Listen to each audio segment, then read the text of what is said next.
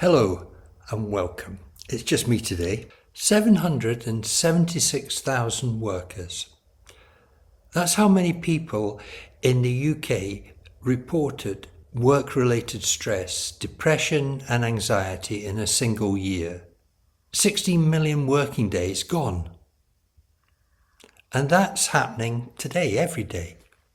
Abby and I have been to the Safety, Health and Wellbeing Live exhibition and conference in Manchester. It's one of the UK's most important occupational health conferences. And what we heard should be on every employer's agenda immediately. Today I'm going to break down what the data was telling us, what the HSC is planning to do about it, and most importantly, what implications this has for your organisation or business, no matter what size, what it needs to do before perhaps the inspectors come calling. First, let's have a look at the numbers because they are really stark. According to the Health and Safety Executive, work-related stress, depression and anxiety now account for 46% of all work-related ill health in the UK. Nearly half. And these figures remain well above pre-pandemic levels.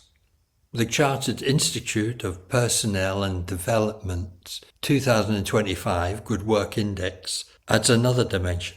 Around 8.5 million UK workers feel their work environment is actively, and I'll repeat, actively harming their mental health, particularly where workloads are excessive and management support is really lacking. And this is not a niche problem. This is a systemic failure across industries. And it's not just small businesses or SMEs, it's major organizations. So you should take note. The HSE has publicly acknowledged they are receiving a significant volume of complaints.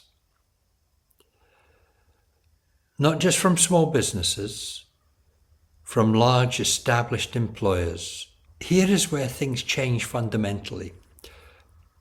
For years, many organizations treated mental health support as a nice to have, an EAP program here, a mental health awareness day there, reactive, tick box exercises, whitewashing, or as it's known, well-being washing. The HSE is now moving decisively away from that model. Their new strategy centres on what they call primary interventions. And the concept is straightforward. Stop stress before it starts. Their official action plan has 4 pillars.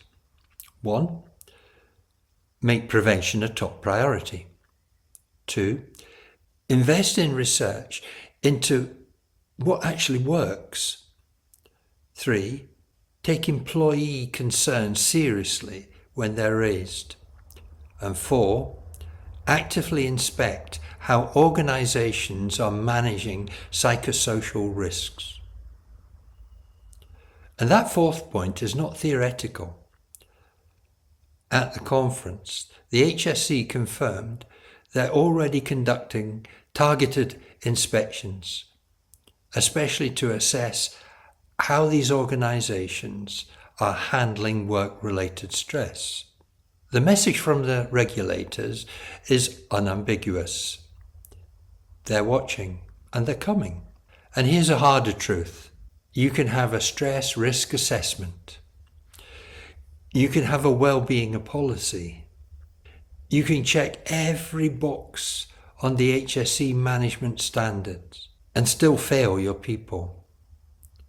If your culture has a wall of stigma built around mental health and well-being, that is a problem. Real prevention requires an environment where employees can raise concerns about pressures or workload or management behaviour without fear of consequences. Where emotionally intelligent leaders model openness, where speaking up is not career limiting, doing away with the toxic workplace bullying. That kind of culture doesn't come from a policy document. It comes from deliberate, consistent leadership behavior. And it requires investment, accountability, training, and time. Ask yourself, honestly, are you building that environment? So what does it mean in practice? Well, first, conduct a genuine psychosocial risk assessment. Identify the hazards in your organization: excessive workloads, unclear roles, poor management behaviors, lack of emotional intelligence, lack of autonomy, micromanaging, and many more. And second, move from a reactive to a proactive approach. Stop waiting for people to burn out, resign, before you respond. Build early interventions into the process. Change your culture. Actually, relatively easy. Third, train your managers. Train your leaders. They are the single most important factor, whether your people can thrive or struggle. Equip them with the skills and the confidence to have difficult conversations, to put things in place. And fourth, measure and review. Well-being is not a one-time initiative. It requires the same rigor you apply to all your other operational risks. So you could say the game has changed. Managing psychosocial risk is no longer optional. It is the core compliance responsibility with real regulatory consequences now. The organizations that take this seriously will thrive, will flourish, become more profitable, stronger businesses, and quite frankly, far better prepared when the HSE come to call.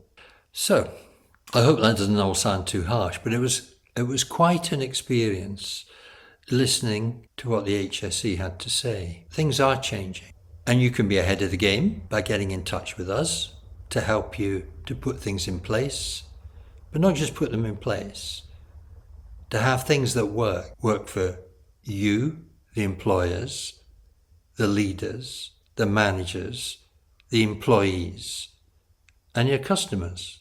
So if you found this useful and you would like to discuss how you could apply this to your organization, great or small, please get in touch.